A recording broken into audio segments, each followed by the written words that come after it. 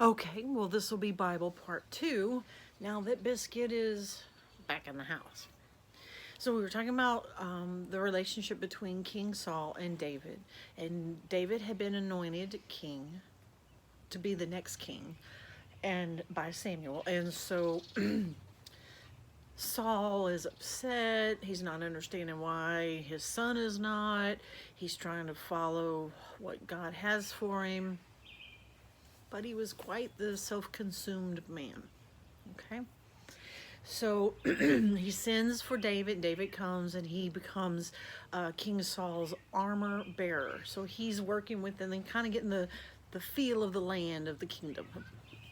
All right. And then comes Goliath, right? And David slays Goliath. So if you look at 1 Samuel chapter 18, okay, David has killed Goliath and they're going back. And I want you just to listen as I read. I'm going to start at chapter 18, verse 1, and I'm going to kind of jump around. So I need you to just pay attention. Now, when he had finished speaking to Saul, the soul of Jonathan was knit to the soul of David, and Jonathan loved him as his own soul. Saul took him that day and would not let him go home to his father's house any more. Then Jonathan and David made a covenant because he loved him as his own soul. And Jonathan took off his robe. Remember, Jonathan is Saul's son. He's the rightful blood heir, if you would, to the throne. But David is the one that's anointed. Now, Jonathan doesn't have a problem with it. Jonathan took off his robe that was on him and he gave it to David, and with his armor, even to his sword and his bow and his belt.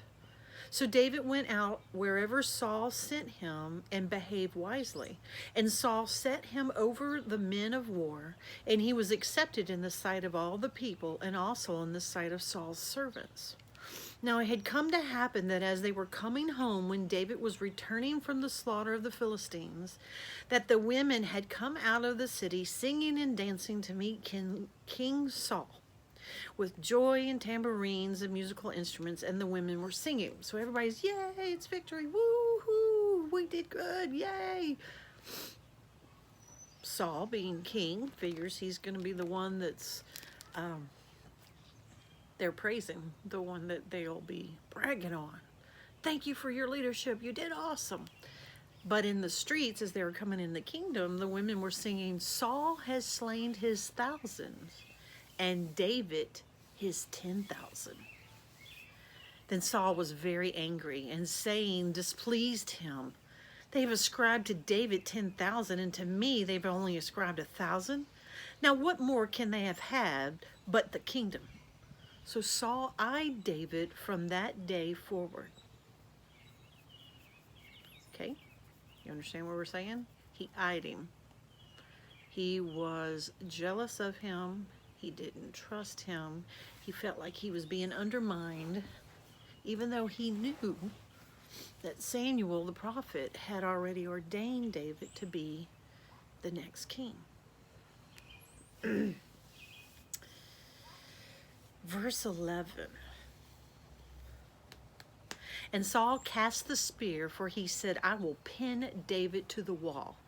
But David escaped his presence twice. So King Saul's kind of mad and has a thing for him. He's going to go out and he's going to try to kill David, because if he kills David, then the women can't compare, or of the city, not just the women, but all of the people in the city, they can't compare David to Saul. And then that way Jonathan will be the next king. Here we go. I want to look at verse 18, chapter 14. And David behaved wisely in all his ways, and the Lord was with him.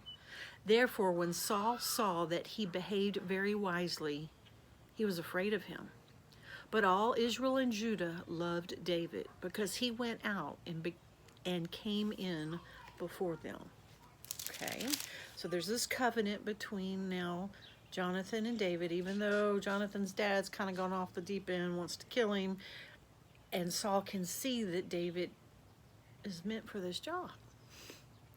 God had anointed him for a reason. And David was known as what? Man after God's own heart. You're exactly right. So what I want us to do is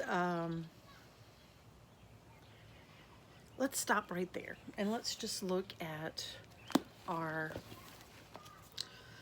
page 183. You're going to fill in that there was Saul and then David. You see, there was Saul, then David, and then there was Jonathan, Saul's son, and Mephibosheth, which would have been Jonathan's son or Saul's grandson. King David kept his promise, and we'll read about this, but Saul and Jonathan were both killed in battle. And the covenant that David and Jonathan had made with one another was that they will always be brothers. You are my soul. You are, as if, I guess, brothers with a commitment, I guess is basically what they're doing. And even though they were not physically brothers, but they were in spirit. And so David and Jonathan had both said, hey, should anything ever happen to either one of us, the other one will take care of the family.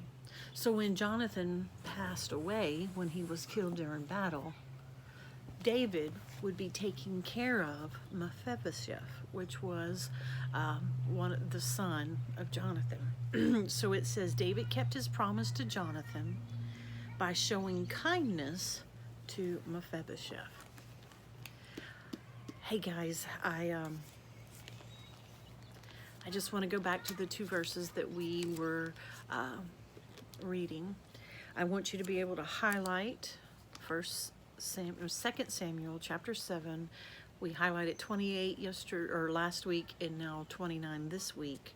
But I also want us to read Nahum 1:7. The Lord is good, a stronghold in the day of trouble, and he knows those who trust in him.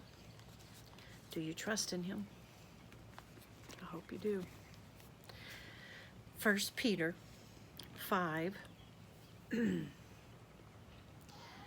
verse 7, casting all your cares upon him, for he cares for you.